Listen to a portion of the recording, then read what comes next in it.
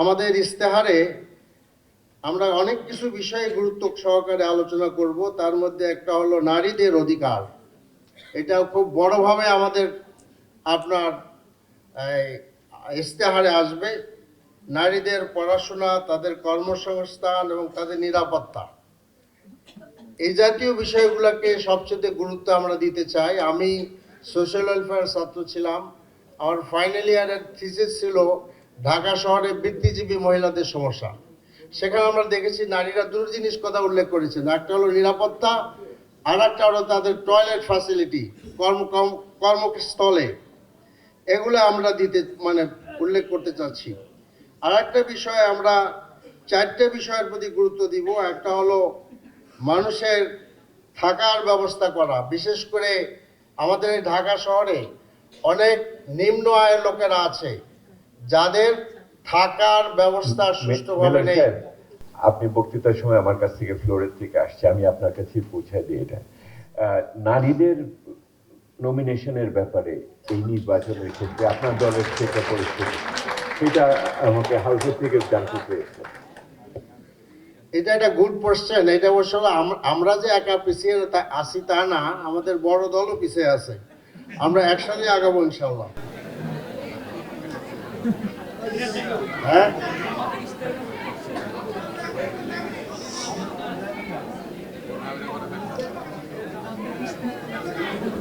Malaysia বাগান, if you allow me, হ্যাঁ please. আমরা কিন্তু লোকাল নির্বাচনে মেয়েদেরকে আমরা অংশগ্রহণ করিয়েছি এবং তারা নির্বাচিত হয়েছে, তারা কাজ করেছে। আপনারা দোয়া করেন, জাতীয় সংসদে আমরা নিয়ে আসবো।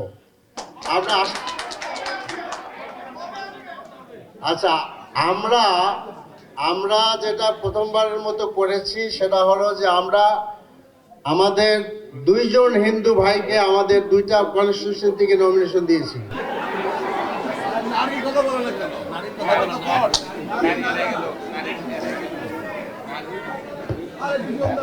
আমার মনে হয় আপনারা এখন একটু শান্ত হন, ওনার বাকি কথাগুলো একটু শুনি। Please proceed. জি না, আমি আপনাদের সাথে একমত। আমাদেরকে আপনারা সুযোগ দেন, ইনশাল্লাহ নারীরা আসবে সামনে। আমি বলছিলাম যে রাষ্ট্রের দায়িত্ব হওয়া উচিত আমাদের, বিশেষ করে যারা মার্জিনাল শ্রেণী, এদের আবাসনের ব্যবস্থা করা, এদের খাদ্যের বন্দোবস্ত করা, শিক্ষার ব্যবস্থা করা, স্বাস্থ্যের ব্যবস্থা করা।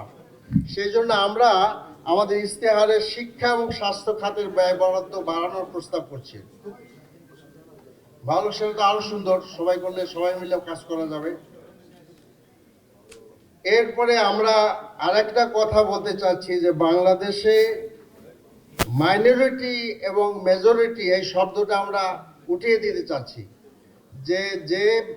যে ভাই বোন বাংলাদেশের নাগরিক, তারা সকলে বাংলাদেশের নাগরিক। তারা কেউ মাইনরিটি মেজরিটি এইভাবে আমাদের চিহ্নিত করা উচিত না। আমার মসজিদ যদি পাহারা দেওয়া না লাগে, তাহলে মন্দির কেন পাহারা দেওয়া লাগবে? কাজে এই ব্যবস্থা আমাদেরকে উঠিয়ে দিতে হবে। তো মিলন সাহেব আরেকটু ব্যাখ্যা করে বলেন, কারণ এখানে অনেকেই এটার ব্যাপারে হয়তো আগ্রহী আছে। মানে যখন মেজরিটি মাইনরিটি বলা হয়, পরিচয়ের ভিত্তিতে বলা হয়। নারীরাও এক ধরনের মাইনরিটি বা মেজরিটি হতে পারে। নারীর তো সংখ্যা বেশি না, ঠিক আছে, সেটাই বলছি। ওনারা মেজরিটি, পুরুষরা মাইনরিটি, শ্রমিক শ্রেণী এক রকমের ইস্যু, মানে জাতিগত পরিচয়। সেতু এটা করা হয় কারণ হলো তারা বিপন্ন বোধ করেন বা হয়তো কোনো ধরনের অসুবিধার ভিতরে থাকেন।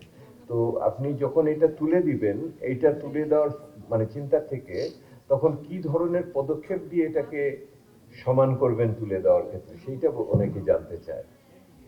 যেমন চাকরি বাকরি থেকে আরম্ভ করে, প্রশাসন থেকে আরম্ভ করে শিক্ষার ভিতরে ইত্যাদি ইত্যাদি।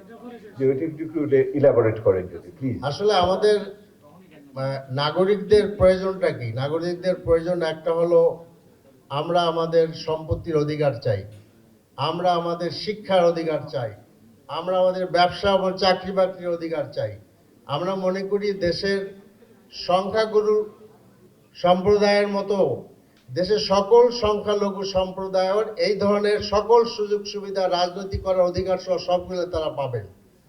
এবং আমাদের দেশের মসজিদ, মন্দির এবং বাড়িঘরে ইলেকশনের আগে পরে যে একটা অত্যাচার শুরু হয়, এইটাকে অবশ্যই প্রোটেক্ট করতে হবে।